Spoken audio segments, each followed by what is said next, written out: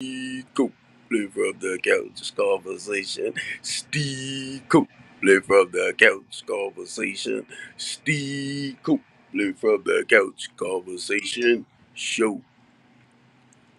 I just wanted to come on a little bit. I'm trying to prepare everything, and by me saying I'm trying to prepare everything, because y'all know I'm already on Restream.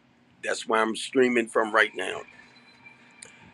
I was able to put in 7 platforms that I can restream to or stream to, but I have altogether like 15.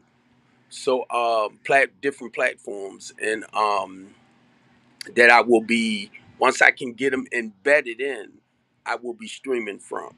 So I'll come on my restream, and I'm just sharing this with y'all to help people understand that if you say, I'm gonna say, starting up a business, or you have it started and you haven't been, and you want to reach, I'm gonna say, beyond like Baltimore City or the states. That's what my platforms is about. So some of them that I joined, right? Because I found out it's a lot of gaming. It's a lot of gaming shows that's platforms where people trading cards and for games and all this type of stuff. That's a big time thing where you can sit back in your gaming chair and be on your game adventure like for hours. But mine's, what I try to do, I try to connect with like community work, um, entertainment, conversation pieces like the couch conversation. Y'all know that's my baby, the couch conversation. And the couch conversation is about keeping it real. And that's what I'm starting to use now, keeping it real with Steve Copeland. And my thing is, if you're not, if you want to lie to yourself, you want to play with yourself, you want to live in this fantasy world, that's fine. But when it comes to me and the things that I do, or the people that I know that's interested and probably listening, then I'm going to talk about the truth and nothing but the truth. So help me God. And that's how I look at the couch conversation.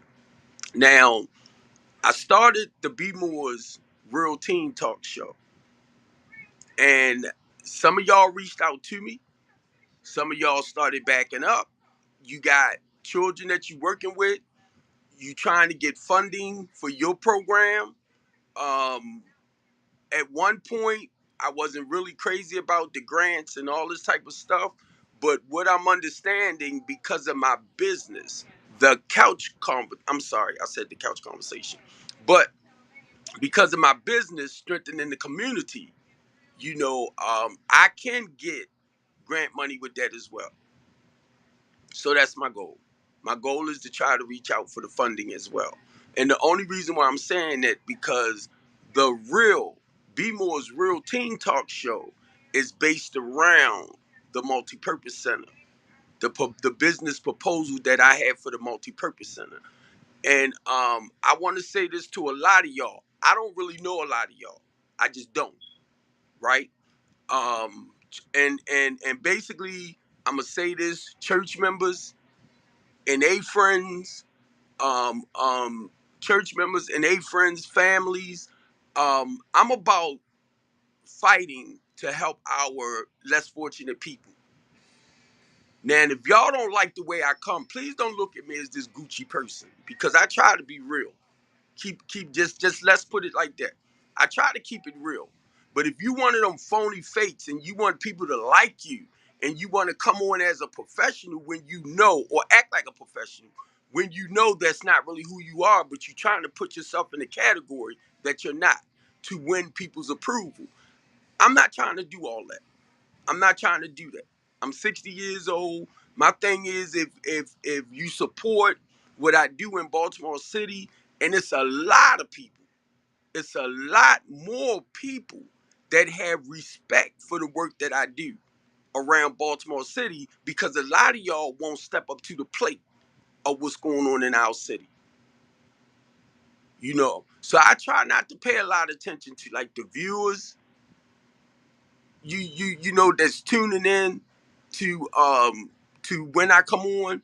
And the reason why I'm saying that too, because I was sent what is it called, an analyst form to let you know like what areas my program is reaching into, and you know what percentage of the people that's tuning in, they might not be saying nothing, but they kind of watch my stuff a little bit, and that's all that matters. Because if I can put out something, and I don't know all the time, but if I can just say something to just help somebody, someone, I may not never know who it is, to turn their lives around, that's awesome.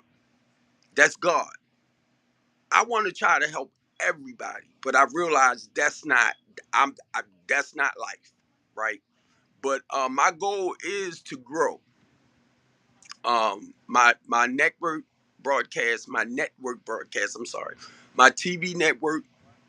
My thing is to grow my own live streaming, even though I'm restreaming from like Restream and Stream TV, but I'm trying to combine my Stream TV, which is my channels, into my Restream.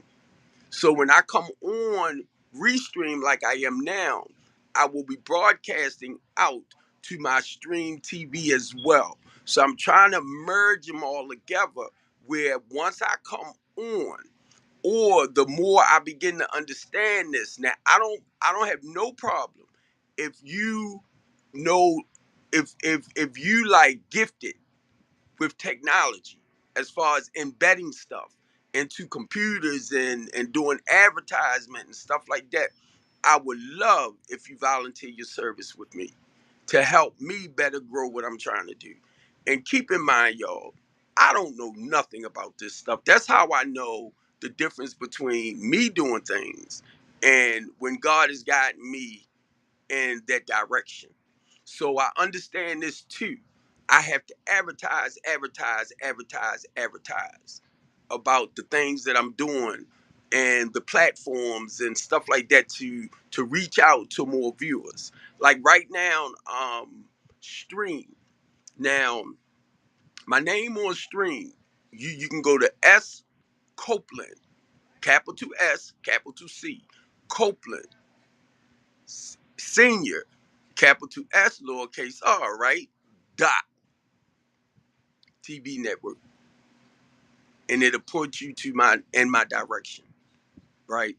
Now, what I am trying to do with Stream as well, I'm trying to fix it where I know exactly how to guide you to my channels. Where if you're sitting at home, and you the type of person that does social media a lot, because a lot of us do. That's why it's growing the way it is. Um, and you want to tune into some of my channels, you can. So the goal is to be able to put that information up to guide y'all to my channels as well.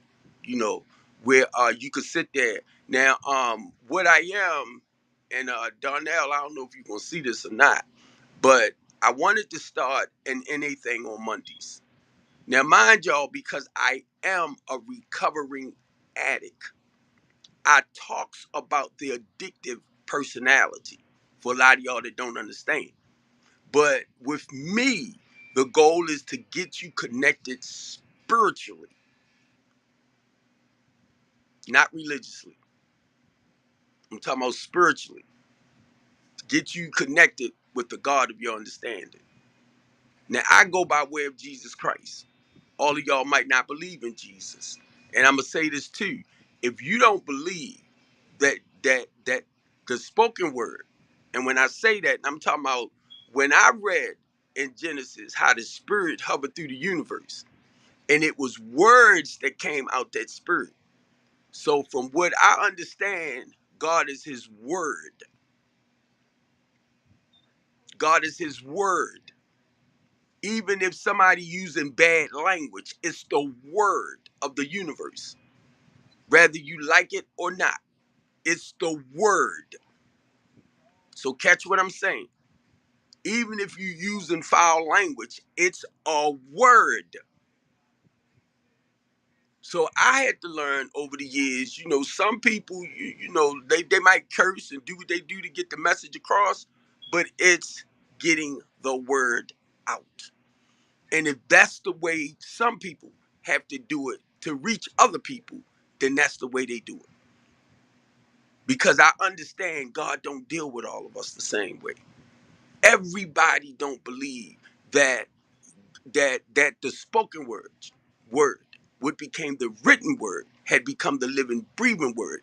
Everybody don't believe that transformation, and understand it's okay.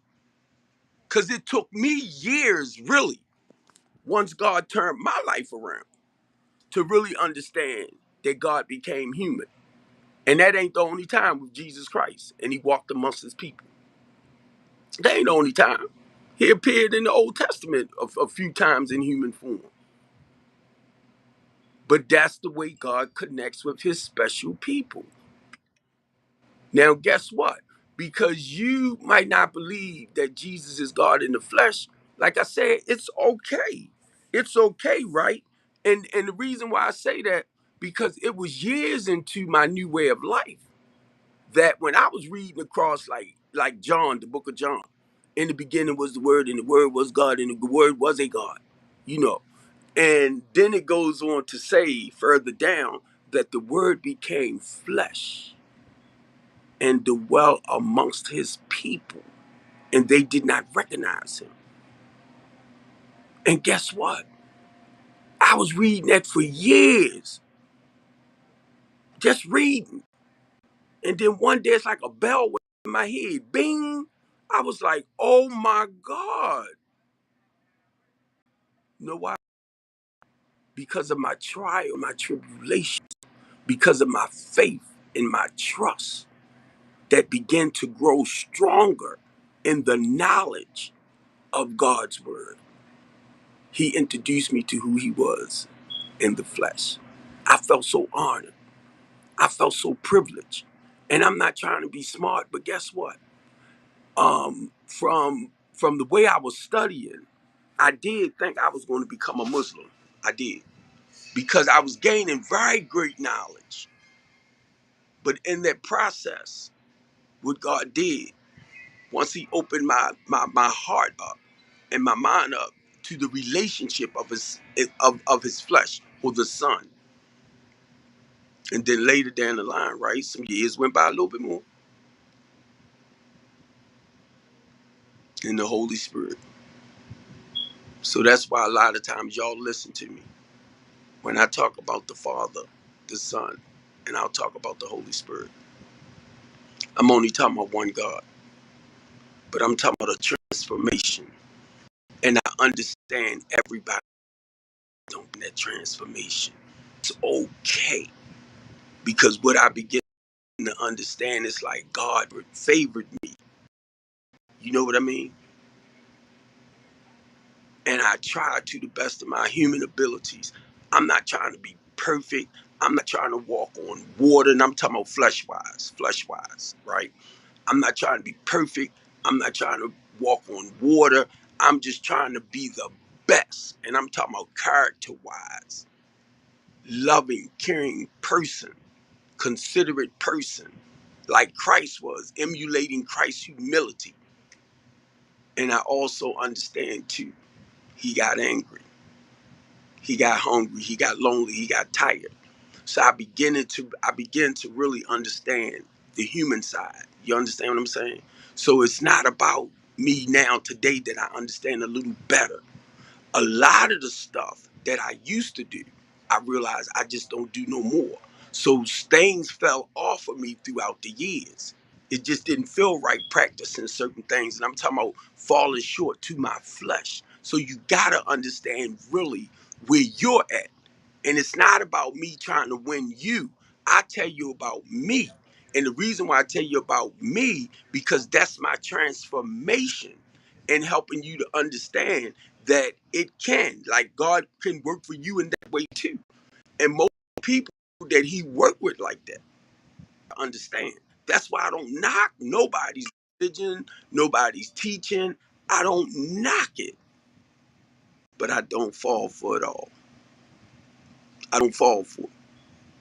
I don't like everybody feeding me no more. Like I'm going to this church, that church, this church, that church. No, no, no. And I'm just saying me. And that's not to knock none of y'all. If that's what y'all like to do, jumping from church to church, hopping and all that type of stuff, that's fine. I had to plant my feet somewhere. And that was the Church of the Redeemed. My pastor don't preach. My pastor teach. He breaks scripture down to make it so simple. And what I love about it, it's like he's my big brother in the ministry. You know, a living example of how I want to be when I grow up. I kind of look at myself as that teenager, you know, growing up through the years in the ministry. But I understand he didn't get there without his trials and tribulations in life. His faith and his trust did not grow stronger in the word until trials and tribulations, and you stand firm. Sometimes you might fall short, get back up. So listen to what I'm saying, because I'm not on religious zeal. Not today. I remember going through all those type of phases. Want people to think I'm better than what I really am, and in a way, you know, I believe it too. I'm a better man, I can tell you that much, than what I ever been. January the 26th, I have 30 years clean from a destructive lifestyle. And I just want to tell a lot of you lawyers, prosecutors, people like that that wants to take a person past and kind of bring it into the here and now to beat them down, to show that they might still be a corrupt. Now that's good. It's okay. I just thought about that. That's okay. But don't try it with me, because I will eat your butt up. You come at me with my stuff. Come at me. Come at me. Well, back in 1969, Mr. Copeland, this and that. And I'm going to eat you up. If I have a chance to speak, I'm going to eat you up. Because guess what? Whatever I've done in my life is mine. It belongs to me. And if you want to take it and try to turn it around to benefit you, I will eat you up with my stuff. And you ain't going to like it because it's mine. I lived through that. You will not drag me down for the stuff that I came through. And I want a lot of y'all who's lawyers, prosecutors, judges, or judgers, don't do it here, because I use that. I use that to make me a better man today. So if you're going to take something that I experience in life and realize I don't want to be like that no more, and try to tear me down in the here and now, you know I got a big mouth, right? So you don't want to come at me like that. You don't want to do that. And that's why I try to teach people now. Your past, right? That's history. And whatever I did before I started seeing the right way of doing things or living the righteous way, that's just saying I'm living the right way. Because I don't want to say righteous way for it to seem so holy to you. Because there's a right and a wrong. And I'm going to share this with you that's probably going to blow a lot of y'all mind because you don't pay attention. When you read and you study the Bible, it's a manuscript on how God, like a letter from the father to his child or his student, you know, on how he wants you to live your life.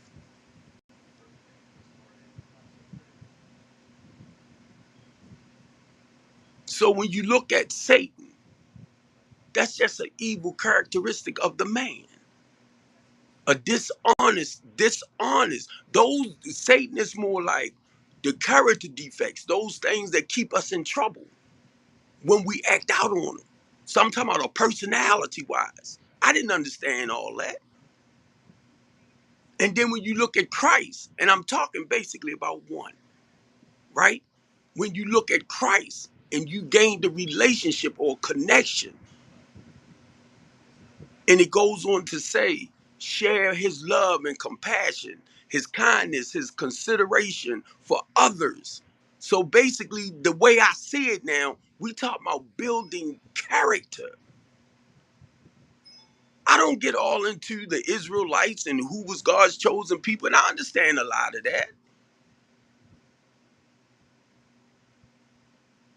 What tribe I was born in, I ain't worried about that. You know why? Because when I read in Jeremiah, and God said, I knew you before the foundation of this world. I knew you before I formed you in the womb. So you get what I'm saying? And that's all that matters. That's all that matters. I know my grandfather, my great great grandfather. My grandfather was Charles White Copeland. His father, we called him L, or is I believe his name was Elliot, because I had did my I just want to make sure I get it right, because we called him Eli, Elliot, L Copeland, stuff like that. So my great great grandfather, I have a picture of my great great grandfather, great great, am I saying it right? Grandfather. My family down North Carolina, they living on this I was gonna say plantation. They living on this property because the house is historic. It's nothing they could do on the outside, but they did some rebuilding in the inside, from what I understand. I got the pictures of it, right? And they built houses around it. Then this is the black side of the Copeland family. But I know my great great grandfather was a white man. So now, guess what? I'm connected with this group because the Copeland name, and that's Copeland. When I was doing my research and I was going back, it kind of started like Coupe, something like that, right? But it started. It's like it was broken down, and I don't know how that happened. But as the Cope land became about, the names began to be spelled different. The last name. So why did I get right? It was like an invite from one of those sites that's broke it down the way I did. I mean, the way I seen it, and that was the first time. So I joined it, the Copeland family, right? Because I do want to know the white side of my family as well. Because from what I read, like with my great great grandfather, right? His mother had four other children, but when I was doing my research, I only read about like him and his mother, and he was included in basically as the child. He was included in with the slave master and his wife, children. But then it mentioned the mother on the side. So the way I was looking at it, it was more like he was one of mixed into their kids. But then it talks about her and the mother, being his mother. But then later, when I went back in to read a little bit more on my family's history, I read that she had about three other kids other than him, and I believe by the same um, slave master, right?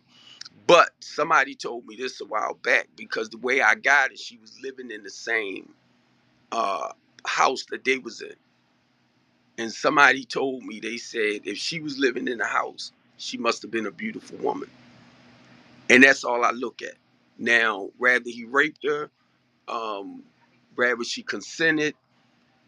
I try not to focus on a lot of that. You know why? Because look who y'all talking to today.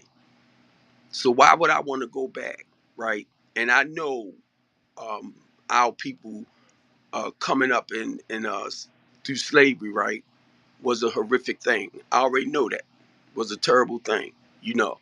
But why am I going to dwell on that? Because that's something that I did not experience on a personal note to feel and really understand that pain. But what I look at, a lot of them died for us to have the life or the freedom that we had. So that's why I don't get all into certain things. I know people talking about reparation, right? And a lot of this I didn't understand at first too. But when it talks about once they started setting the slaves free, and if I screw the percentage up, please forgive me because I do that when I'm and not sharing basically from my spirit, right? But I forgot, but it was talking about a certain percentage of the land and a donkey, right, and a mule. Do y'all realize we're buying houses today and the cars that we're driving? Look at the different time frame. Look at the different time frame.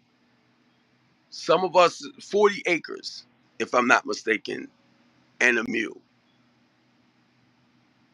That's talking about property, land.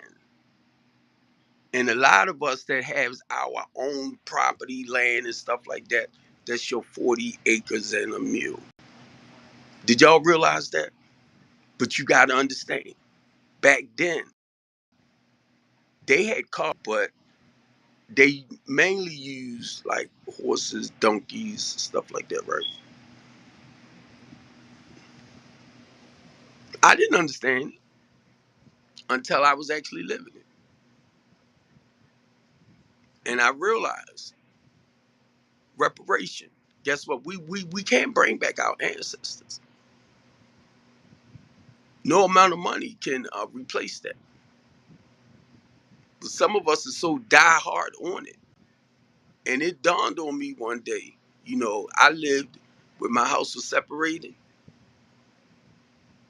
and I could walk around it, and the driveway was big enough for 5 cars.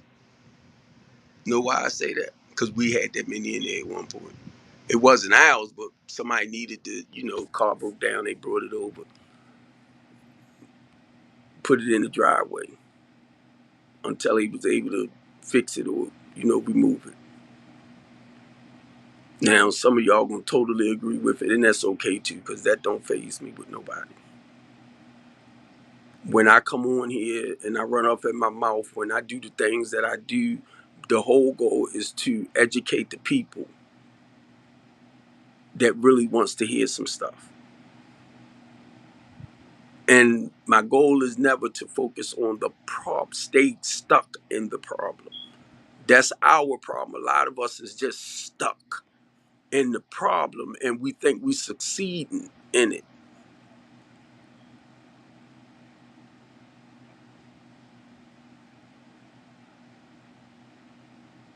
And everything God had me doing is only for the people that tune into what I do to help try to educate his people. And I ain't talking about with no degrees and all this type of stuff, just helping the ones that's stuck in certain areas of their lives and they feel like they can't move ahead. That's why I don't have no problem. If I'm called to speak somewhere, I have no problem telling people that I used to use, I used to do this, I used to do that. Listen to what I just said. I used to.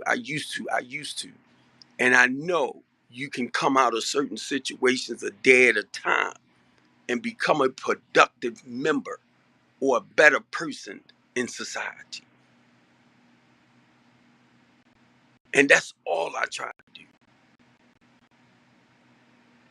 And I do want people to really, so it won't seem like it's just so much on me by myself, because it's a lot.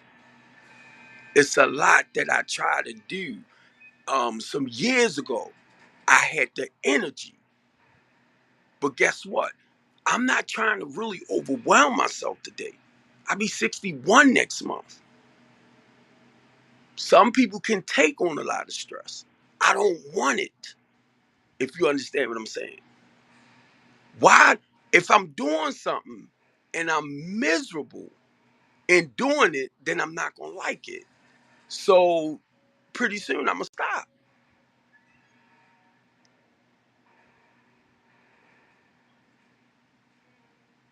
And then it can be a little rough trying to convince our people that you can succeed in life.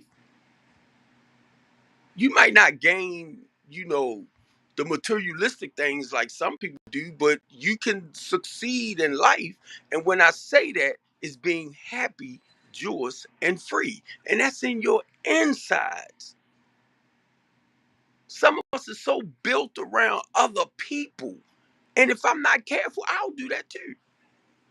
Or what you think and what you see and how you feel about me. And then when it dawned on me, I'm like, the heck with y'all. And that's not being smart. I have to say certain things like that to myself, right? Just for me to understand it's not, my life is not built around how y'all feel and what y'all think about me. Yes, I want people to like me. I wish I could reach the multitude every time I open up my mouth. But that's not where I'm at. And I accepted the fact, which God showed me. If I can just help that one person turn their lives around, I have done what God called me to do. And I may not never know who that one person is.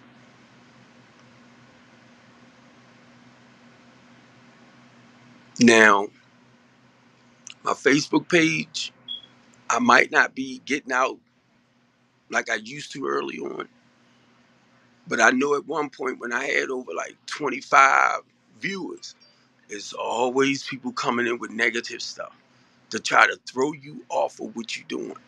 So at one point, I had to push the stuff down so that I won't focus on you trying to talk to me while I'm trying to share a message of hope to somebody because you miserable. But in your heart, in your mind, you truly believe that you helping somebody. And then what happens is so many people that will gravitate to that negative energy and they all right with it. I don't want to be like that. Just because somebody want to jump on a bandwagon of cutting people down, now here come a bunch of other people that feel like they want to cut people down and be all right with it. And the only reason why I could say that because I was learned to focus on me, to thy own self be true. It's not about y'all. It's about me learning to be all right with me. And sometimes it hurts me to my heart because I've been at the Church of the Redeemed, right? For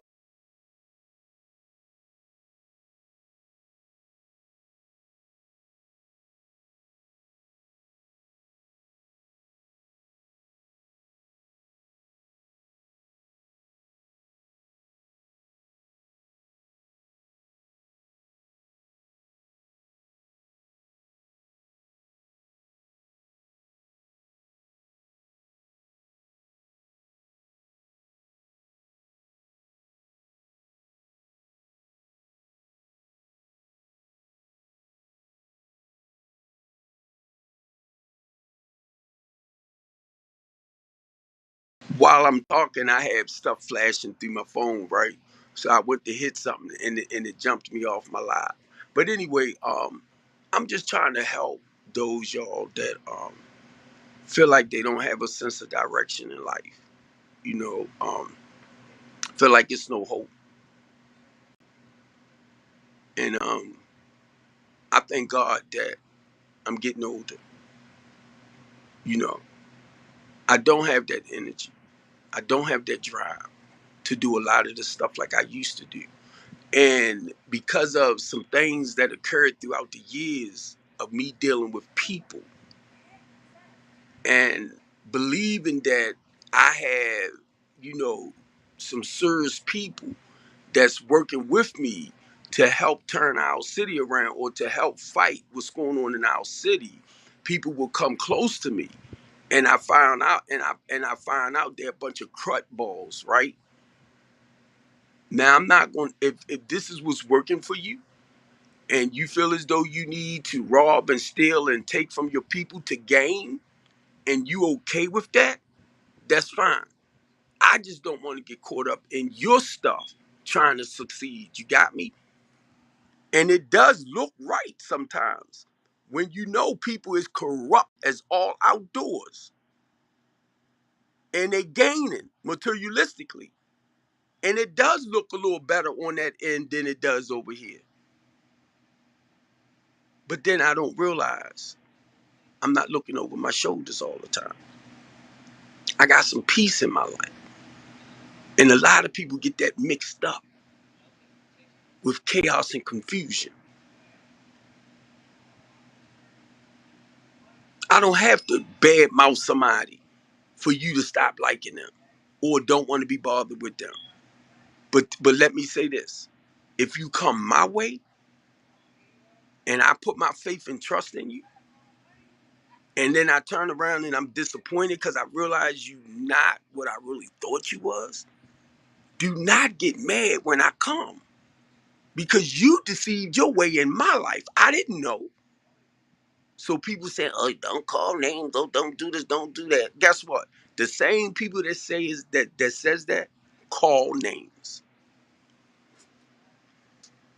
And I sit in and I watch you. I was like, ooh, but you be telling me don't do this and don't do that.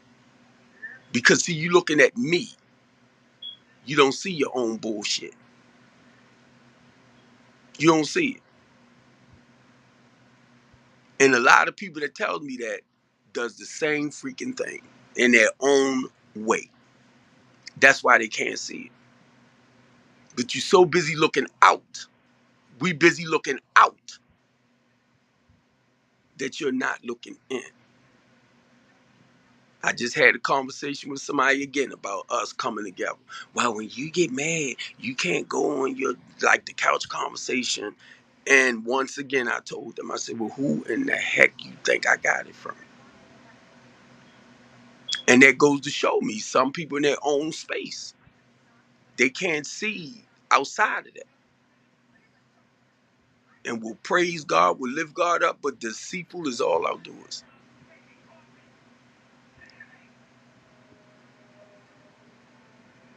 Because you can't see yourself. It's all about what you want and how you want it. And fattening up your own pocket. And will step over many of our less fortunate people to get there. Then when you get somebody like me that talks about certain things, or all of a sudden now, oh no, that's not right. He this, he that, and y'all want to label me in another way. Thank God I understand today. And it's not really to take a lot of that person.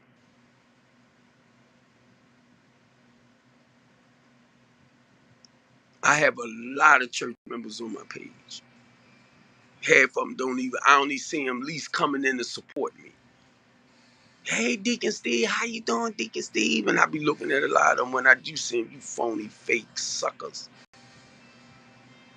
Mm-hmm. You so holy, you so heavenly bound, right? And I'm watching this. You so heavenly bound that you really know earthly good. And see the difference with me, I relate to the people. A lot of times when I do what I do, I kind of get visions of Christ, you know, embracing the people. How many times y'all hear other people saying that in the work that they do or, you know, what they doing? And I have to keep reminding myself, even with the TV network or the live streaming network that I have set up, or I'm setting up even more, because I want to put the word out. I want to, if I cannot get people in Baltimore City to support what I'm doing to try to help our city grow or to move it more in a safer place, I will reach outside of Baltimore City to get the necessary help. And I said that when I was at Brother John's one day. I said I will reach out more to the white people to get the help. He put me out. Put me out. Lower Africa. He put me out and talked bad about me And I looked at this dude as a role model. He old enough to be my father.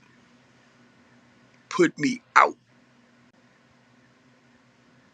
because he's sitting there. He steady back in the 40s and 50s era where they grew up at, and then on top of that, he's knocking out still suffering addicts up at Cumberland in Pennsylvania, talking about they don't want nothing. They're a bunch of bums. They this, and I'm looking at him and I'm saying, that's where I come from. That's where I come from. And my life turned around. So do you realize who you downgrading our people to, right?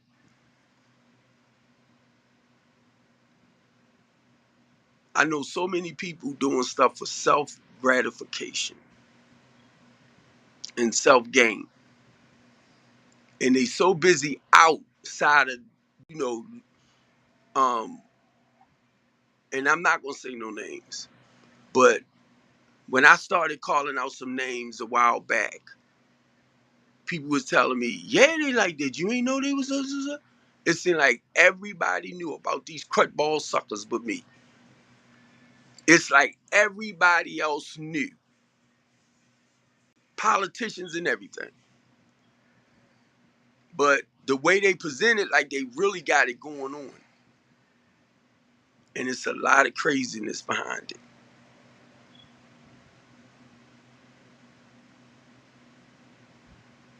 And either some of them walked away because they didn't like what I was doing, like putting people on blast. Them, Kohan Dillon, a lot of them. I don't even hear nothing else about Kohan Dillon. I don't know what he doing now. Almost said a couple of other names. I don't know what they doing. But I know people tend to, because they doing it for self gratification. I'm not coming into my business is called strengthening the community.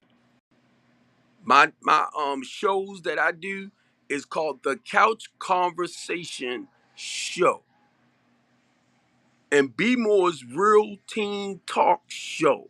My goal is to get these platforms up and running, just like anybody else that wants to put out news or information. That's all. So I'm understanding, for me, I have to reach beyond Baltimore City. When I say I'm looking for sponsors, business partners, and investors, because God laid on my spirit to start rehabbing and revitalizing houses, that message is going to reach somebody one day that wants to help see Baltimore City in a more safer place. You don't hear me talking about being on here stabbing people up or shooting people, killing people. But y'all will make me think that's how y'all see it. And that's probably how y'all do see it, because that's where your mind is at. Trying to make me out to be this corrupt dude. No, look at yourself. Because I know who guided me. I know who called me. Because some of the stuff I'm doing is not what I would normally do. That's how I know the difference between my stuff and God's. Now he's preparing me to be more disciplined and self-controlled and stuff like that. Even with the truck now. Be honest with you, I don't even think it's meant for me no more to get donations to get back to Baltimore City. Y'all taught me that the last time when I had box springs and mattresses on the truck. And a lot of y'all knew people that needed them. And next thing I know, a week or two went by and I still got them on the truck. I'm like, mm-mm. Because as a truck driver, right, or retired truck driver, once you put something on, you want to get it off as quick as you put it on. So you can go to the next phase, go to the next phase, go to the next phase. So y'all got to that point where wasn't nobody, I would post stuff to let y'all know I had free stuff or donate to you, Wait a minute, donate to donate, right? Just a little something, something. If you ain't have it, that's fine. And little by little, I started realizing I was holding stuff on that truck too long. And all the stuff I was going through, dealing with other nonprofits and people in their own little zone, and all the stuff I was going through, I believe God was getting to the point of saying, okay, your work for Baltimore inner city is done. But I keep wanting to put my hand in it, keep wanting to put my hand in it. That's why y'all don't see me at a lot of these events no more. Trying to be a part of this or being a part of that, no. Because I'm starting to really understand, stand within my own purpose. So now, say like if your vision and my vision, our love and our compassion is the same for the people, then yes, let's work together. I'm not trying to rob our poor people to gain. I'm not. And my thing is, if that's what you doing, do what you gotta do for you, but at least be honest with me. Because if I find out later that you weaseled your way into my life only to see what you can get, yes, that'll piss me off. Because I'm not making money. I'm not, I'm surviving, but I'm not like some people, might be making, you know, a lot. Oof, I gotta cut my head itching. And I'm just thinking about my like the razor, right? Because sometimes I'll come up like this, and then I might have to come back and go across to make sure that I haven't left no patches. And when it start growing back, it'll irritate sometimes. And it irritate because I know it's coming back the way I kind of cut it. That's what's irritating, the pattern. So it's just the way it's growing back, and that's sucker irritating right now. So I need to go in there and take my regular little razor, my electric razor, and just bzzz, then take some alcohol, kind of rub it. I was buying that stringent, something like that, and I would clean my face with it too. I haven't brought it in a while, but I need to. But still, I just felt the need to come on a little bit. I don't want to jump on here like every 5 minutes. So I do want to do more like programming stuff. Then I want to advertise to y'all to let y'all know, go to such and such and support this, support that. You know, I had some people reach out to me over in the UK because a lot of people are starting to have issues with Facebook now when they put out, like, if they community people and they doing stuff and they trying to broadcast or get it out. I'm just saying. The lady, make sure I say her name right, and I think it's Yolanda Kenward, right? She's from the UK. It's a lot of children that's over there being molested. It's like a normal thing in the UK. And she and her and a bunch of more other people been fighting this for years. You got a lot of our I'm gonna say people in power that's over there sleeping with babies. And the polices know it too. And they ain't doing nothing about it. So Yolanda Kenward reached out to me some years ago because of my activism and was sharing with me here in the United States of what's taking place over there. So now understand, it's just not over in the UK. It's everywhere that you got grown men that's actually having sex with children 5 and 6 years old.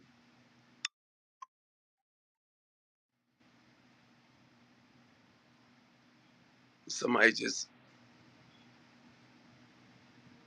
so and once I get more situated with my podcast and my lives and stuff like that, I probably will bring her in or whoever want to come on and we talk about certain little things. My friend Donnell, she's doing the NA thing, right? And I said I was going to start maybe on a Monday doing NA stuff. But now uh, the Couch Conversation show is based around, I'm going to say, recovery. And as a person who sponsored men and women, I helped walk a lot of men and women or put their lives together from the drugs and the alcohol and deal with whatever personal issues they was running from. Now, out throughout my 30 years, I sponsored a lot of people, and a lot of people have moved on with their life. A lot of the people that I sponsored don't even come back to NA no more. So it helps me to understand about putting your life together and going back out there being a productive member of society. Then you got people that's been in NA since day one. They're still doing the same things over and over and over. And it's okay because it's an addictive, it's a new way of life, but in a new addictive way of life. But some people, I hear today, they like spiritually dead. And that's not being smart. I'm talking about people with clean time. Because they steady saying the same stuff. 40 years later, 30 something years later, 20 something years later. And I really sometimes don't hear no growth. Or they got to the point they stopped growing spiritually. That's the way it's saying.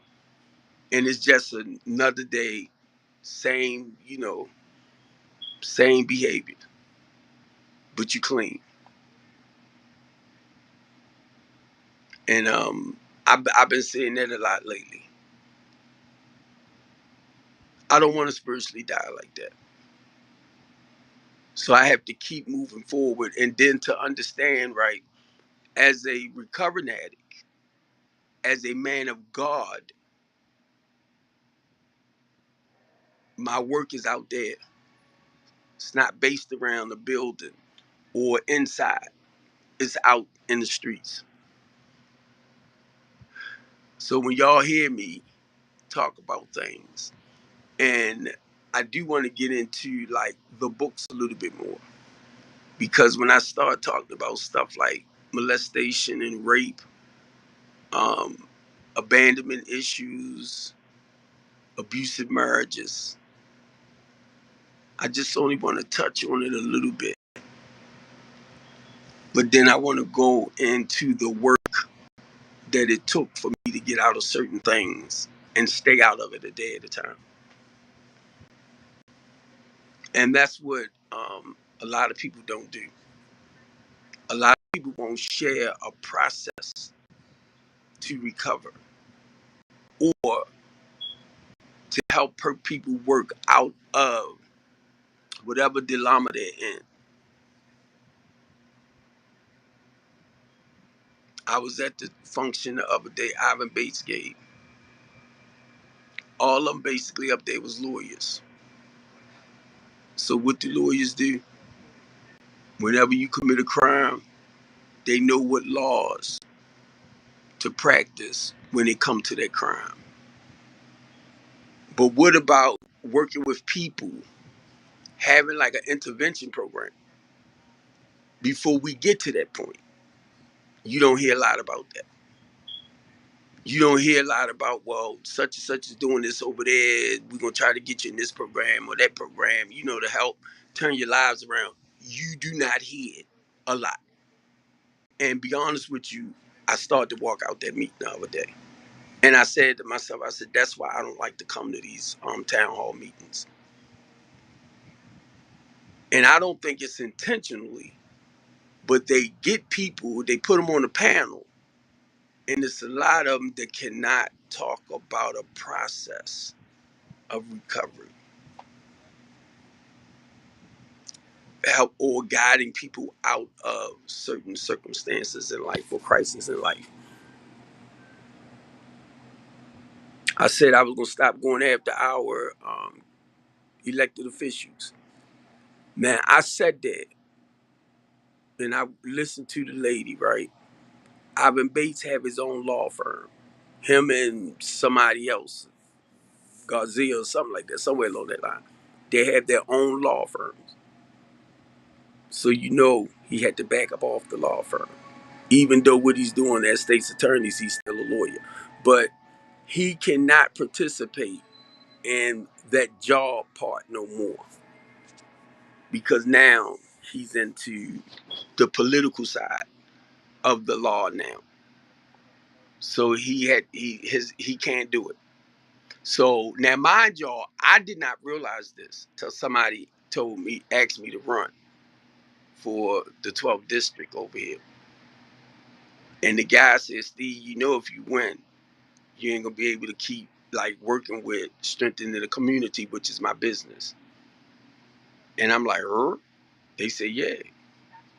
So pay attention to what I'm saying, y'all. Pay attention. Because now I want you to understand why our city is falling apart the way it is. Because when you have your lawmakers, they know about laws. And even if they have like a solution with stuff, and their only solution when you break the law is to criminalize you, right? But what about before? Or if somebody is breaking the law but they're not caught, what can we do to intervene for them to stop?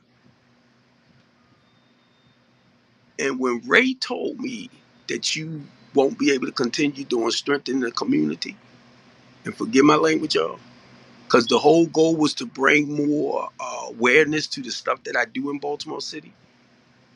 I said, well, why in the hell should I run? Now, listen to my truth, because if you try to talk anything against it, look at what's happening. The proof is in the pudding. It's in the pudding. And a lot of us don't want to believe it. We hear you talk a real good game. When I get in, I'm going to do this and I'm going to do that and I'm going to do this and I'm going to do that.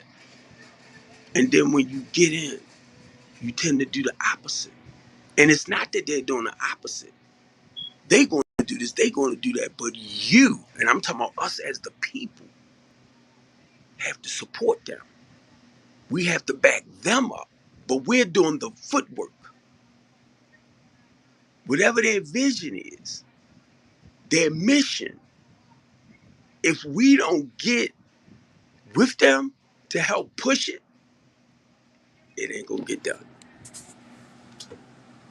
Listen to what I'm saying. I'm telling you. That's why I said I'm gonna stop going after our politicians and like commissioner and all of that.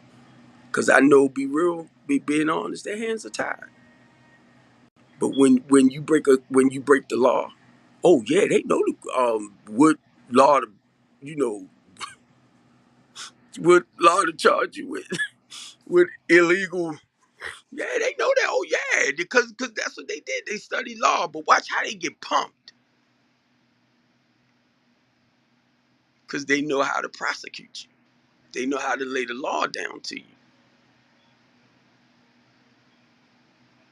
But if you notice, pay attention, a lot of them will not share the footwork.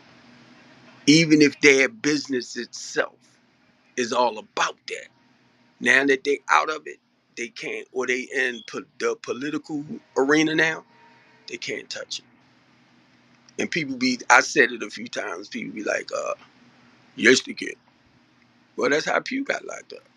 Because she tried to implement her business into politics, being board members on some of these organizations, like the University of Maryland, getting them to buy hundreds of thousands of dollars of her books, storing them somewhere. You can't mix business, and I keep wanting to say the word pleasure, right? Business and pleasure. You can't. And I didn't understand that at first. Now I understand why it's such a slow process to getting stuff done. And when we see Brandon Scott and them at like these events where people might be just be putting in programs or building, companies, and they there with the shovels or they there cutting the ribbon, they ain't really got nothing to do with that. But it'll look like they do. But when it comes to the work itself, and that's what I had to realize, the grassroots work. That's why I tell people like Ivan Bates, any other officials, if y'all need me, call me, because I'm in the community. That's all. And Ivan Bates, Commissioner Brandon Scott, a lot of them know my heart for Baltimore City. They know. And me saying that, I do believe in the eye in the sky. So a lot of times when I'm on Twitter and we hear certain things, I'm reading like Baltimore Charm City cops and stuff like that, or Murder Inc. or Baltimore homicides, and people making statements, and I'll come behind and make my little comment too, because now mind you, when I talk, I'm basically talking about a working solution or what we can do to actually slow certain things down, because life and death is what it is. It's never going to stop, right? Homelessness is just what it is. It's never going to stop. But we can slow it down. I'm talking about the stuff that's really outrage. Like in Baltimore City, we might have 2,500 people, because I don't do the statistics and all that type of stuff. I just don't. Some people real good with doing the percentage rate, the statistic compared to Baltimore and Philly and California and this and that and this and that. Some of them are good with that. I don't give a freak about that. My thing is what we're gonna do here. Because what might work in California, the way they did it, might not work here like that. But I already know that we will never end homelessness. We might can slow it down, but now our agents, social workers, they have to be more active with the people when it comes to trying to put them into safe housing and stuff like that. Everybody in my housing program cannot afford to pay a regular rent. They will struggle. Some of them struggle just to pay $500 just for a room. They ain't got to worry about the gas and electric. They ain't got to worry about none of that. They just paying for a space. And when I rent properties to help them, that's to pay for the space. When they get to that point that they feel like they don't want to pay, then that'll start setting me behind, because I don't get government money. So now, either I have to remove you out of my program, and the goal is to put you somewhere else where you can get the necessary help from somebody else that get government funding. If you're not willing to go out and work a job and do what you want, because when you come into to help you turn your life around, when you come into my program, it's about you doing the necessary work to turn your life around. And the more you play with it and act like you don't want to do the necessary things, the longer it will take you to put your life together. And I got people right now that will point the finger at everybody else because they've been doing it most of their lives. And you tend to be the problem. You in my housing program. And I done got these guys jobs and they lost them. So now I'm talking to my mental health group, because now these are issues that we got to address. Most of them, I mean, they was in prison. So they still carrying that prison mentality out in the streets. Now, mind you, I'm a recovering addict, so I'm familiar with stuff, and I know how to go inside and do the change on myself.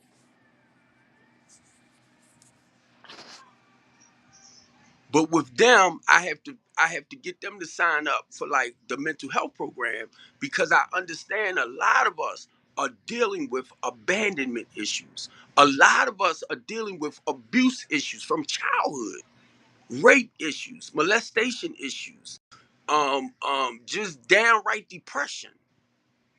But what is it that's causing you to stay in that depressive state of mind?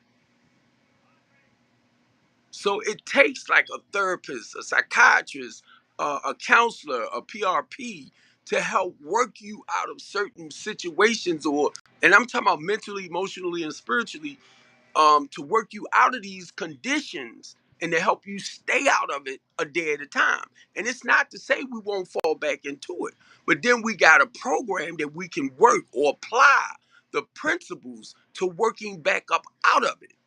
And when we slip again, and it might not be like every other week, it could be years to go by.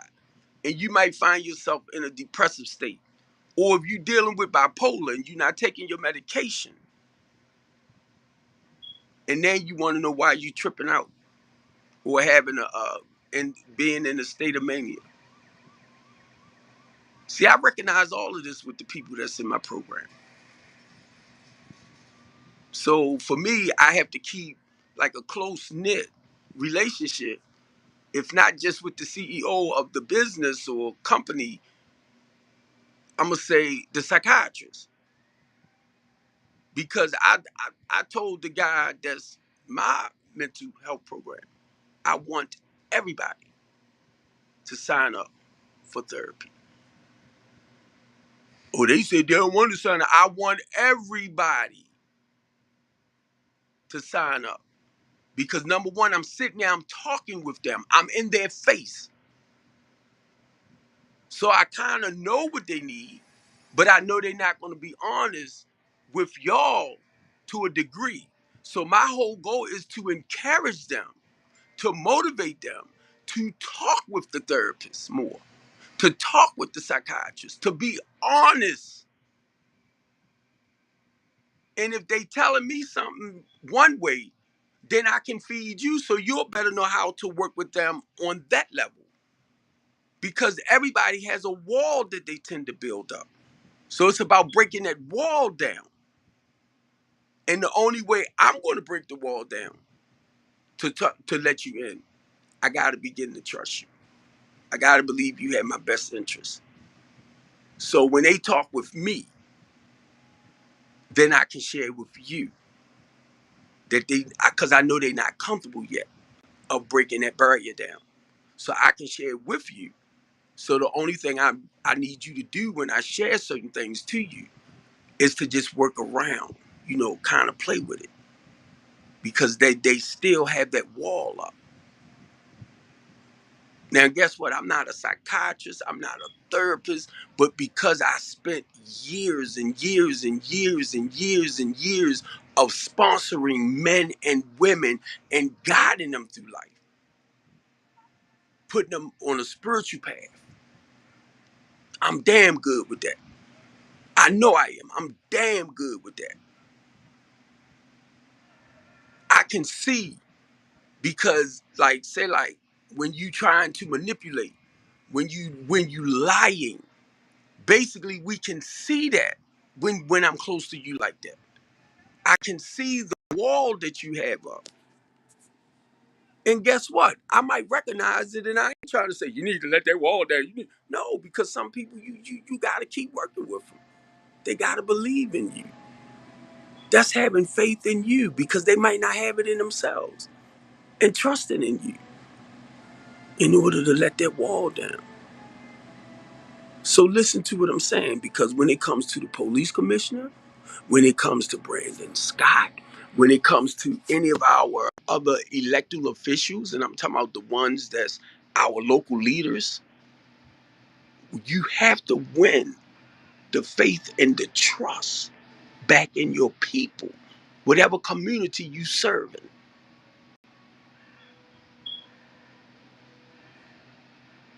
Some of them, because of their little reputation and hanging with this one, and they party and they doing what they do, and they liked in the arena, they think that the people it's like that too. No, they don't know you like that yet. Even the ones that voted you in hopes that you would do the right things.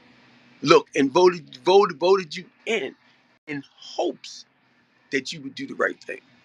Because that's what my director told me one time about voting for people. You just hope and pray they do the right thing. No, no, no, no, no, no, no, no. I'm not gonna vote your ass in and hope and pray that you do the right thing.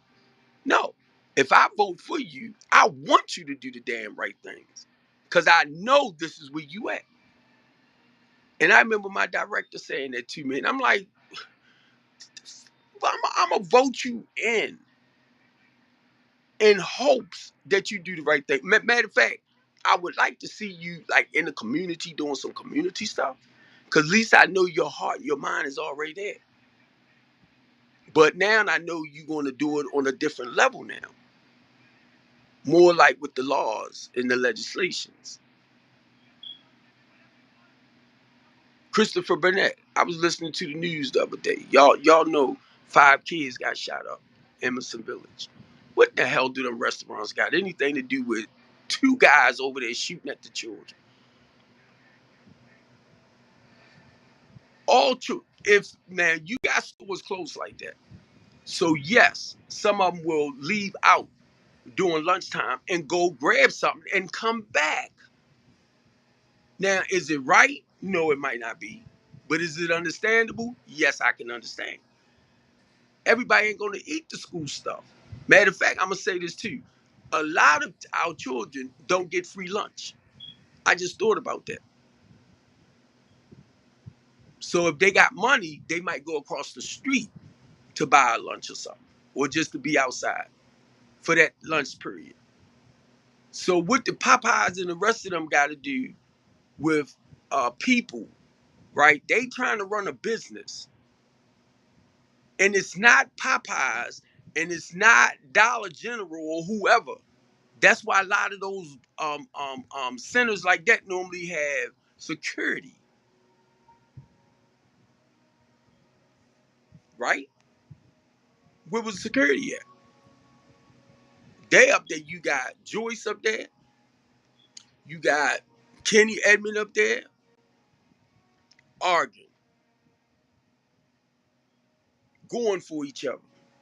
And I'm watching them like this. And I said, that's why our children act the way they act.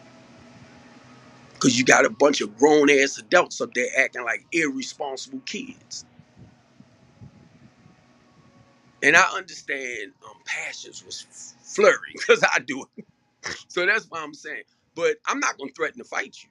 That's number one. I was always taught never, don't, if you're going to do something, do it. So I was told don't let you know what, I'm planning on doing. So I'm watching them up there going after Kevin Keep Christopher Burnett. Now, this is what I was trying to get to with Christopher Burnett, right? Christopher Burnett, if I'm not mistaken, the news person said he done wrote hundreds of legislations to get passed because of, I'm gonna say, the crisis or what's been going on up in his district. Listen to what I just said. Hundreds of legislations to reduce whatever that's going on, the crime in his district.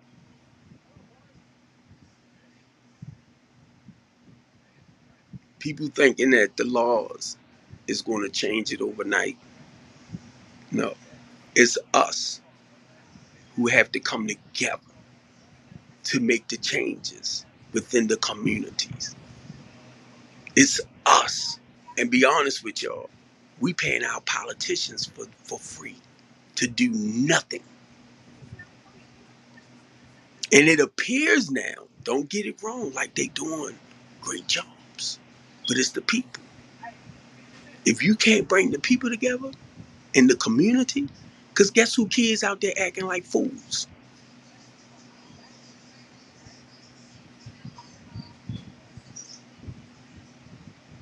And God forbid is some of these parents in the communities are on our nonprofit organizations. And they know their sons and daughters or whoever out there wreaking havoc on the community. They might have lost a child or two to the community. That's why they on the organizations. But they know Billy is out there still doing what he do. They don't want Billy to go to jail. So what they gonna do? They gonna warn him. Y'all ain't that ain't click on y'all.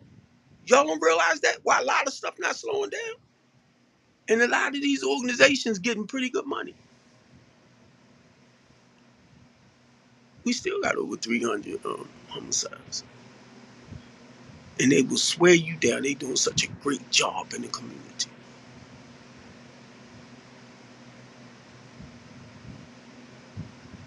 Now, mind y'all, I didn't understand a lot of this.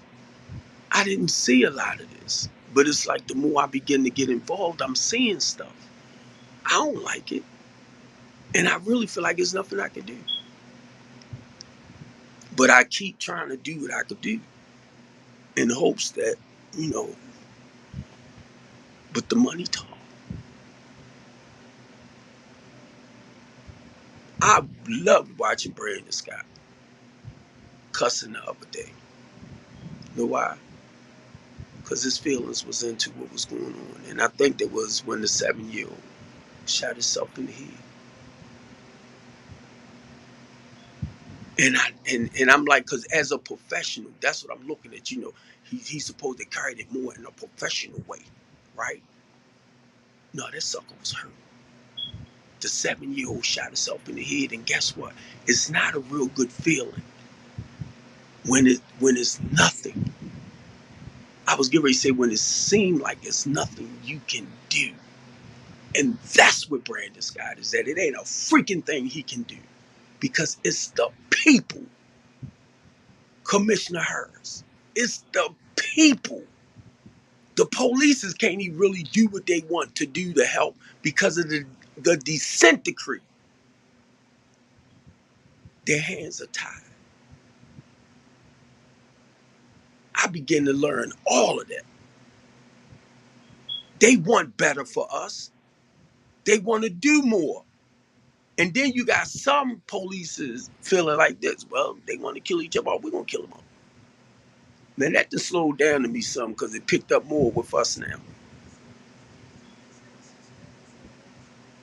So can y'all imagine or understand why sometimes I don't care to come on this sucker like I used to? I just don't. Because I think it's real sad for us as grown people and living the life. I'm 60, be 61 next month. What else do I gotta lose? So why I'm not trying to help do whatever I can to make my community better? I didn't live the life full of dope and drugs and females and food and still food. Still. I didn't live my life. Both sides of the track. What I got to complain about. So I use that to help other people walk about a certain situations. Brandon Scott hears me, Commissioner. A lot of our politicians hear me. They know what I'm doing with the homeless and the less fortunate people. So they talk about these great jobs that they doing and they doing this and they doing that. But guess what? Nobody reaching out to me. Sending money to people that the companies, businesses wise, like $92 million went to what is it? Is City Hall, right? Homeless, you know, help, not health care for the homeless, but dang, I'm trying to get it right. Sent this $92 million for them. Can you imagine the money that they got anyway? And all the people that's slipping through the cracks. So it'll look like they're not really doing a great job.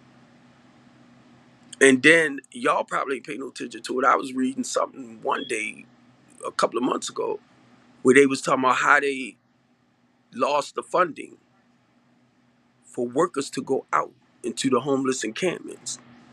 But y'all just got $92 million. See, y'all won't question that.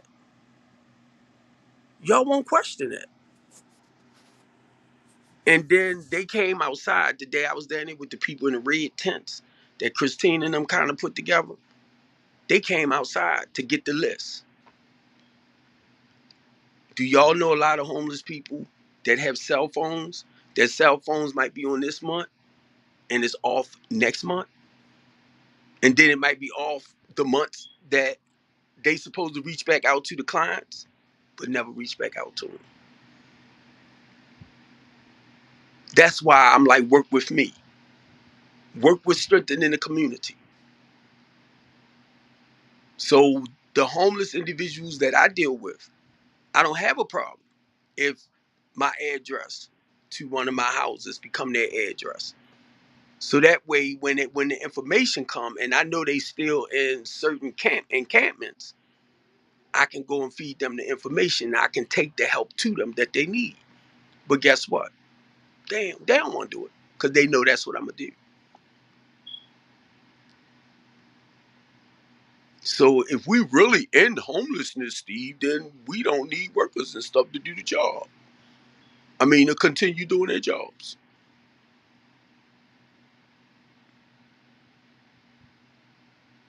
That's why I know we'll never end it, but we can slow it down. And in the process of slowing it down, and you get a balance with that, that causes a lot of workers to lose their jobs because you won't need as many. You got me? But it's so many people slipping through the crack. People losing their homes and stuff like that every day, or their jobs. And, it's so many that's out there. Sometimes I had to turn my phone off or put it on silent. And when people reach me, they like, you the fifth place I call and the only person to answer their phone. And I have to tell people I'm not a shelter, but I help provide shelter. And it's a lot with that too. I got people reaching out to me. I got 30 beds. I want to help people. And then they want to take them through, well, they got to do a credit check. They got to do a criminal background. They got to have twice the security deposit. I'm like, huh? Huh? And you talking about people that get like SSI. You talking about people that might be working and not even making over like $15 an hour. Then you want to charge them 1,200, 1,000, 15. I'm looking at 3 bedrooms, $2,500, $1,800. I'm like, y'all crazy in your damn head. And I'm looking at this because I want to get more houses to house our people, teach them. So when they do go back, when they ready to leave the program, I see that prayerfully. That's the way I'm looking at it. That they won't fall back into that trap again. I had a meeting with my people last night because a lot of them, to me, not getting the help that I feel like they need. Right, and that's with helping them to turn their lives around. So I'm not happy with that. So I gotta tell this person in a way, right? I'm not happy with y'all services. Anytime you gotta call me when I done gave you the information to put in y'all system to help them, then you calling me back later, a month or two, like you don't even. It's like, well, is such and such your client? Is this? I'm like, what? We waiting for people to get approved for services that's haven't even been approved yet. At least that's what I'm being told.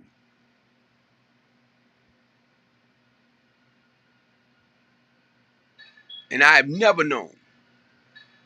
Anytime you have medical assistance or whatever, and you reaching out towards help, and I do know sometimes when you make a doctor appointment, and a lot of this started during the COVID stuff, it might take a month or two for you to get in there to see that doctor.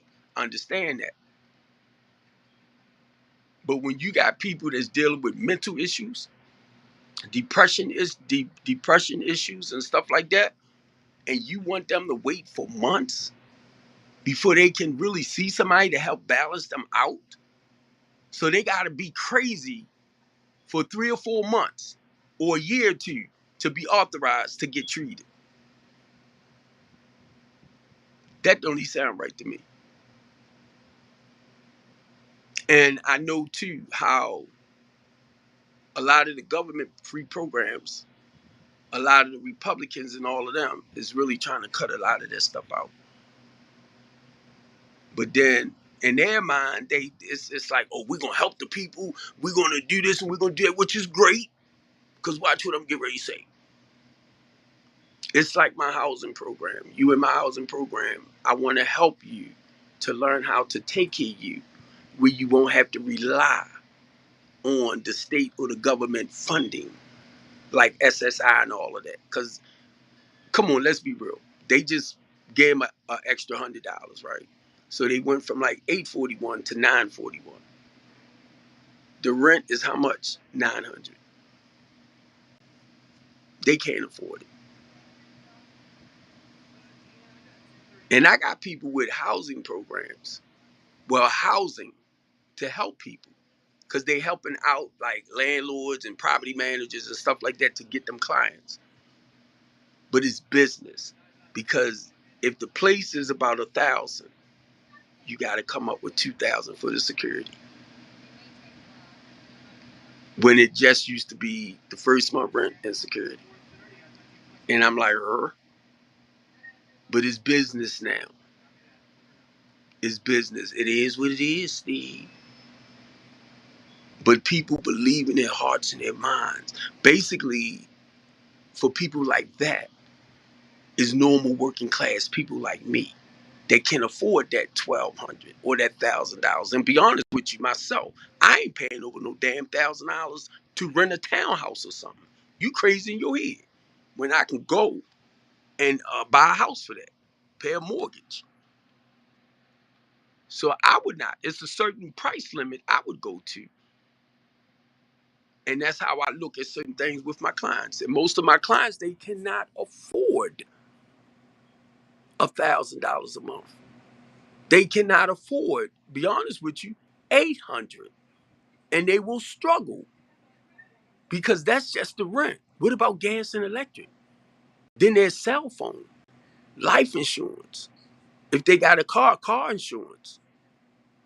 So if they not making what it takes basically a week to cover that, they lost. Some of them might work with you with 2 checks that it might take for you to put the monthly rent together. But a lot of places rather for you to see one check, can cover that rent. See, I know all of this because well, that's what happens when you're responsible. So when it comes to most of my clients, I need to talk with Section 8, with housing. And guess what? They got other Section 8 like programs out there, housing programs. My daughter got uh, a voucher, and it's called the homeless voucher, something like that, right? So I've been trying to get her to introduce me to the lady that's helping her with that. Now, guess what? She done went and looked at houses and all of that. She can't even reach the lady now. And see how they play with our people. And then my daughter, she work, right? So her thing is, well, I can pay this $1,100 a month by myself, but she working like a 16-hour days to try to maintain that. So you ain't even gonna be able to enjoy the place you trying to pay for. I said, don't do that. You let that voucher work for you.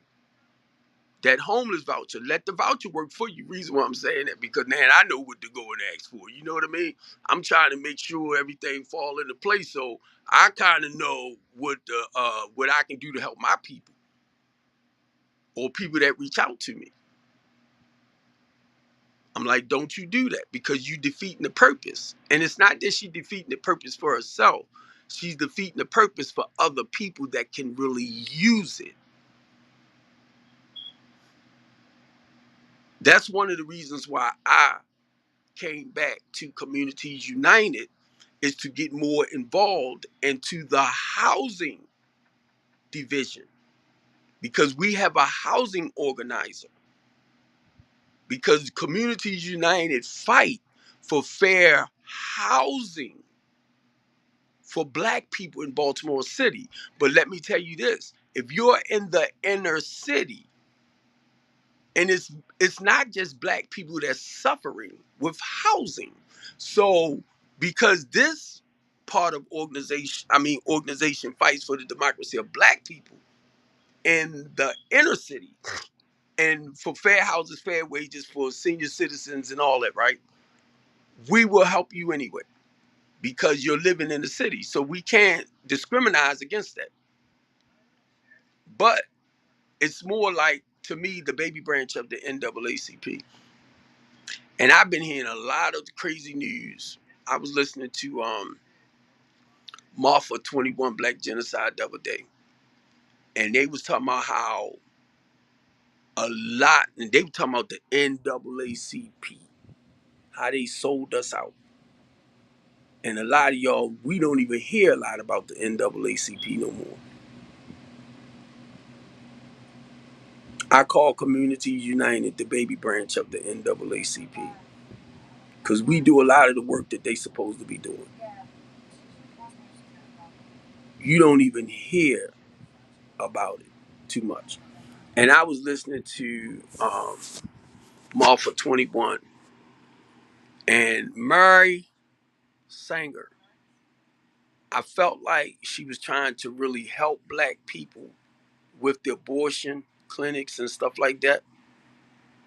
Nope. She was trying to help wipe out the Black race. And I'm like, from what little I read, I thought she was trying to be real helpful. Like, if a woman had two children, two kids out of wedlock, so they wouldn't have a lot more kids out of wedlock, so they was offering them abortions. Nope. They was quoting little statements from her, or they did little recordings where the whole thing was to basically try to eliminate the Black population. And I'm telling y'all right now, look around what's going on. And a lot of y'all want to talk about how bad Baltimore City is, a lot with the crime and the murder rate and all of that. They're doing a great job with eliminating our people. We're doing a great job. And a lot of us are just sitting back looking. That don't make no sense. Brandon Scott this and Brandon Scott that. Because I did it. I said the same things. And it wasn't Brandon Scott during that time. It was either Mayor Pugh or Jack Young or whatever. The other police commissioners too. The Democrat Party too. The Democrat Party is supposed to fight for our equal rights, our civil rights, our constitutional rights. They supposed to fight for Black, brown, immigrants, and the LGBT is under that, for their civil rights, equal rights, well, human rights, period. Okay? I don't know a lot about this stuff, but in order for me to do what I do, I had to start reading up on some stuff. So whenever I'm asked to come and talk about certain things, I'm kind of armed with information. That's all. That's all. I didn't know I was gonna be hated so much for this. I'm telling y'all, I didn't know.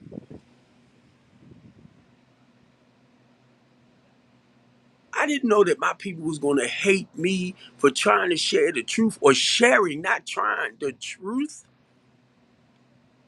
And then I got people calling me and telling me, right, because they see me fighting like crazy. They watching people coming at me. Steve, what you saying and what you doing is not wrong. How people just don't like the truth. And I'm like, don't tell me that. I can't believe that. Steve, our people don't like the truth, bro. Why? Post-traumatic slavery disorder. You got a lot of older people that's feeding our people sick ass information that they grew up on. I'm 61, so I'm talking about the ones that's a lot older than me, that's feeding our people poison from back then. And it's not trying to, it's basically educating you, but they not trying to lift your spirit with it. So when they to want to do better or be better, when they share stuff with you, it's like depressing. And then you got a lot of young people, the white man oppressing us and this and that, and the system is and it will happen if we continue allowing it. But when I started fighting the fight, I started realizing that the same, I'm gonna say, principles, and I have to go back to what our forefathers were the ones that wrote the amendments. It might have been for a certain group of people or culture, but not realizing it applied to humanity as a whole. You have rights. You have rights. You need to stand up and help fight for your civil rights, your equal rights, your constitutional rights. And because a lot of us won't, that's why we're not getting a lot more done.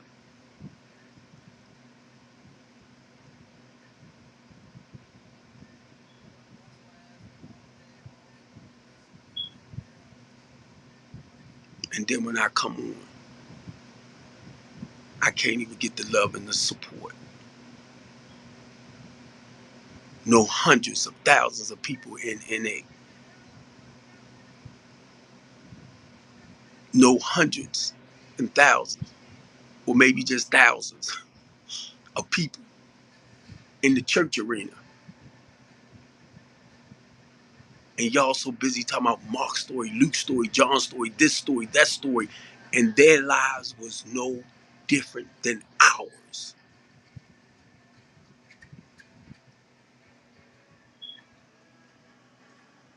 How I know? Because God started showing me. They was no different than you, Steve. They was ordinary people that I spiritually inclined to go back and do what I called them to do.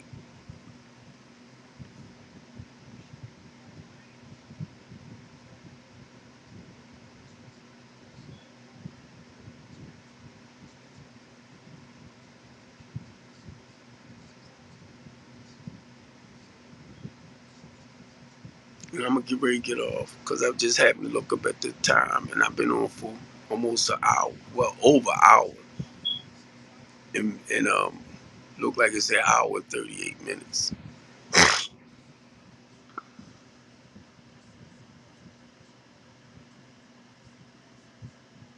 And I might not be there all the time, but my goal is to encourage, to empower, to motivate.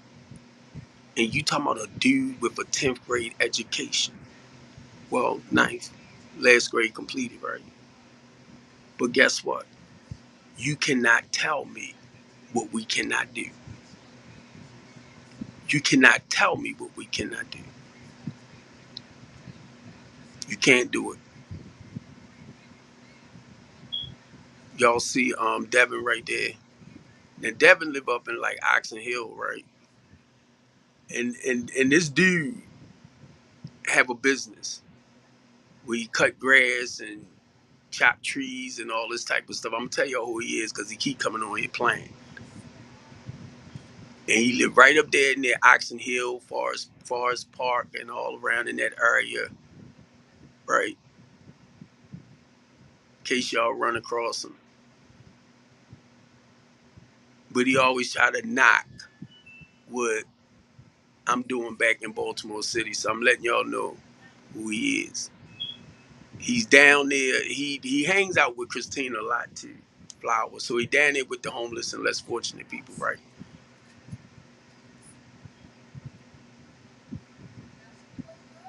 Since you want to be smart, dummy. This man almost 50 years old if he's not 50. And he tracks me down. Anytime I come on, he tries to follow me. So he can start trying to say stuff totally against what I do, but you can't tear that up, brother. You got to understand my work speaks for itself. You do not see me in the news stealing people money, trying to be seen out in front of everybody like I was early on, but really be honest with you, you know, people respect my work. But see, he won't say nothing about that. So I know where he at. And a lot of people that know me and know the people that I work with know him too. And it's a businessman.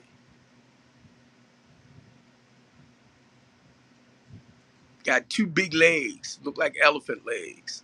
Let me stop. Let me stop. And he pay $1,000 for a piece of Uchi to strangers. He probably sleep with a lot of them women down in the encampment.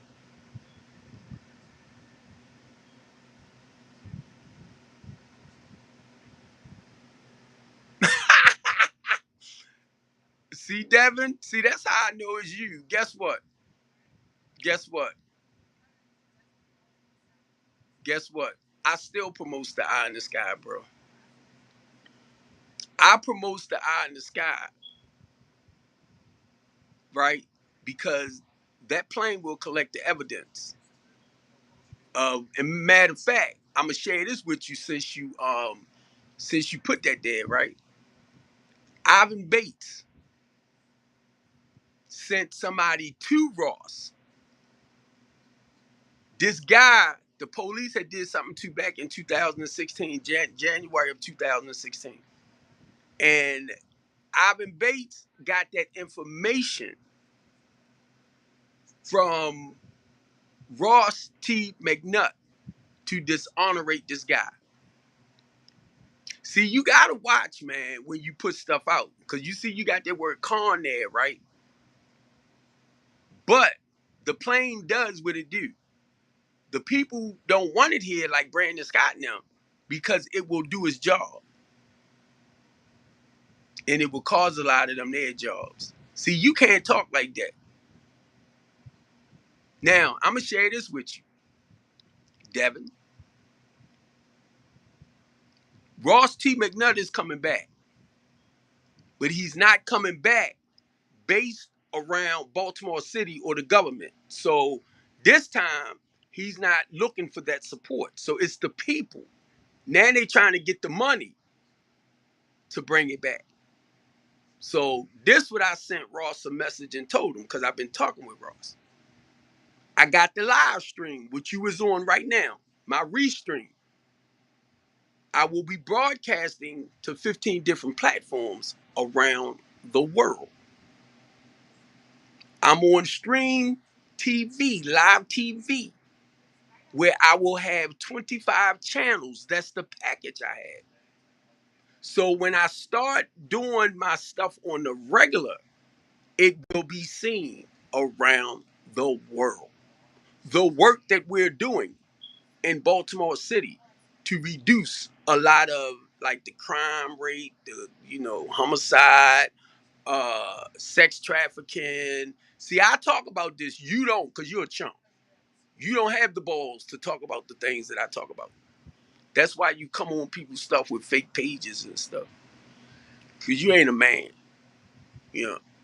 So since you brought up Ross' name, and I was talking, cause Archie, I'm finding out Archie and Christina talking together on the show. So I told Archie, I said, if I come and sit with y'all and do my live from just sitting there with them, it'll go all around the world.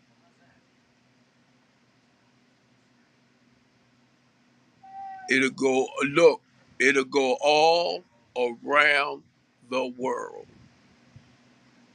And Archie, right? Archie was the one that introduced me to what him and Ross was doing. He brought me in. So make sure you get your information right, bro. Because I was the one on the radio show talking about that. I was the one that was letting people know that if you have like a loved one or relative that got killed back in like 2016, and I think Ross was here in 2009 too. But if you had a family member that was killed and that case wasn't solved, they could get that information from Ross. So stop, bro. If you want to put out something, try to feed it nice. Cause you know that's what I was talking about on the radio show anyway, right? Have you ever heard anybody say that I took any money from somebody that from Ross and them doing this process? And I even reached out to the Arnolds. I reached out to the Arnolds because of the community work, like rebuild, rehabbing houses and stuff like that. That's what I was reaching out to the Arnolds for, to get the funding to help us do that. What you say? Jason stuff. Man, Jason was not a part of this. Stop lying, sucker. Jason wasn't a part of that. Jason was in the control room. See, you got poor information. You got poor information. Jason was the one in there doing the working the boards and stuff. Jason ain't had nothing to do with that. Come on, bro. You want to put up? I talk about this stuff all the time. Because of me being a community activist, I can talk about stuff that they can't touch.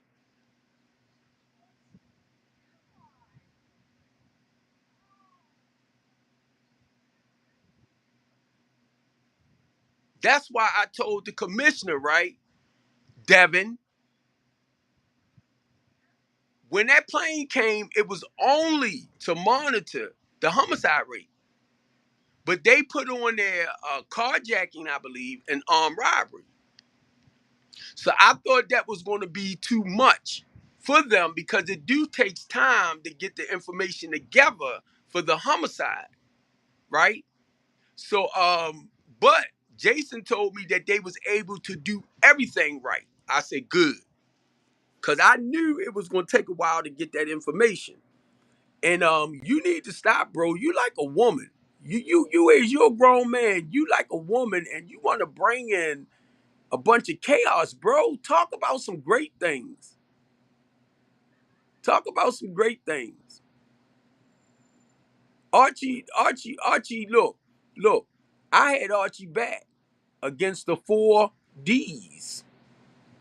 So what is you talking about, bro? Shut your freaking mouth. You ain't supportive.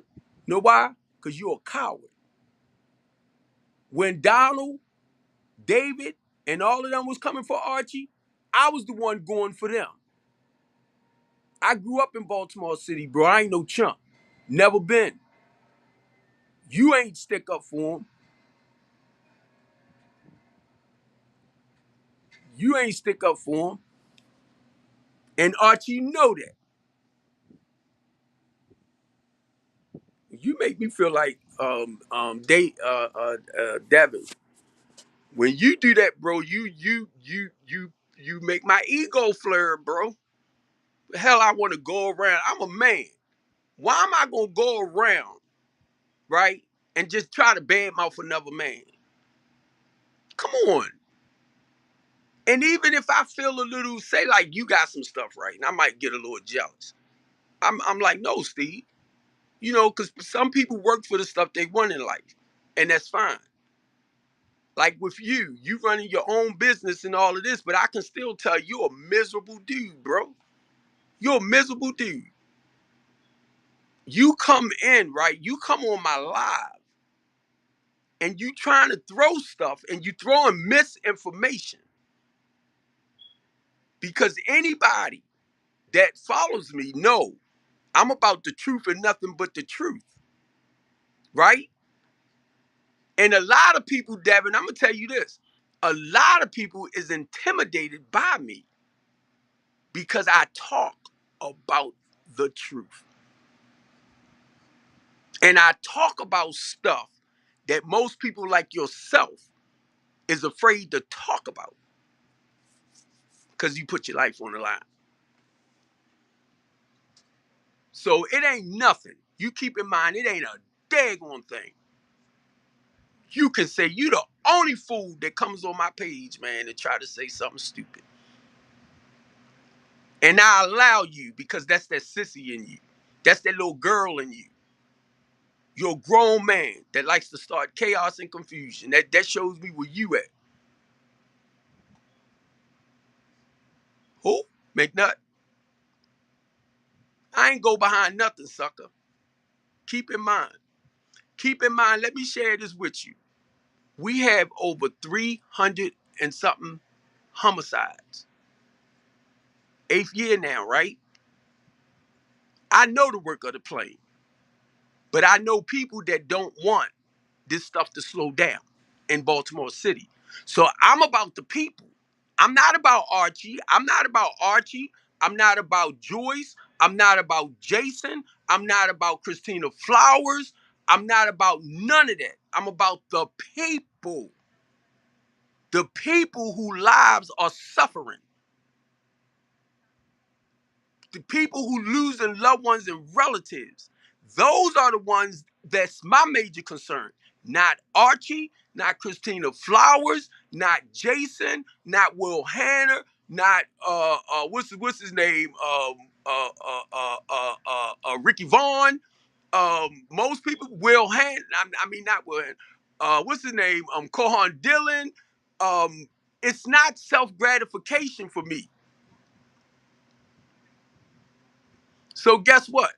Guess what? It's not about them, bro. It's not about them. These are people that have programs that's supposed to be helping the community. And if I see you doing some crooked stuff, I'm going to back up off you. And that's what you're doing. So why in the hell would I want to hang out with your punk tail? Because you like fits right in that category, bro. You fits in that category. God put me on this path to help his people. Send whatever you want because guess what? Will Hannah sent me a message the other day too. Right? Will Hannah sent me a message. Because this is what I said. I said we need to come together and unify and get our egos and our pride out the way. 9 times out of 10, he's looking now. That's what I told Christina. That's what I told Archie. Now I'm gonna share this with you. Lady J told me the other night, don't go back there, Steve. Since you wanna cause it didn't work. So you sitting up here talking about people, right, that's not healthy for me. It ain't me. I'm sitting up here telling Archie, look, man, we're gonna do this, we're gonna do that, we're gonna do this. Christina, we're gonna do this, we're gonna do that, we're gonna do this, we're gonna do that. And Lady J told me, she said, why are you going backwards? I was like, oh my God. See, you stay there. You stay there. You stay there. And you's a big freak, bro. You's a big freak. Anytime you're a grown man and you think it's okay to pay a stranger $1,000 to sleep with them, that speaks a lot about your character, bro.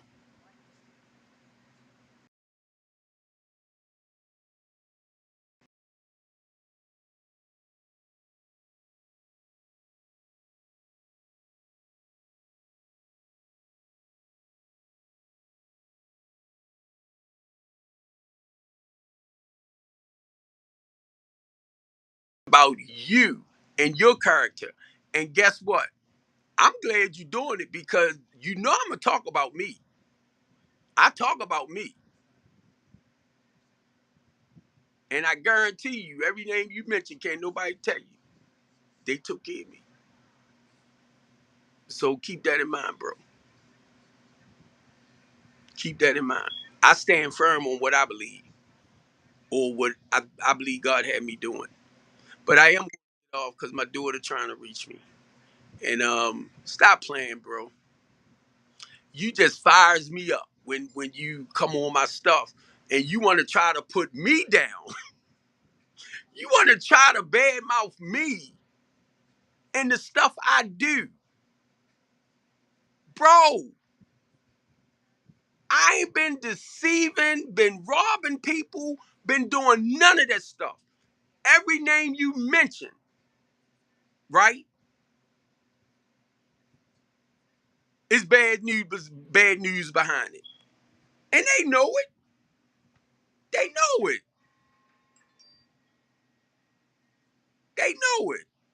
I'm not, look, you the only person that will come on my stuff and want to try to share the whole opposite. You can't do that with me, bro. My stuff is the truth and nothing but the truth. What I gotta lie for? What I gotta lie for? Think about it. I'm 60 years old, bro. What I need to lie for?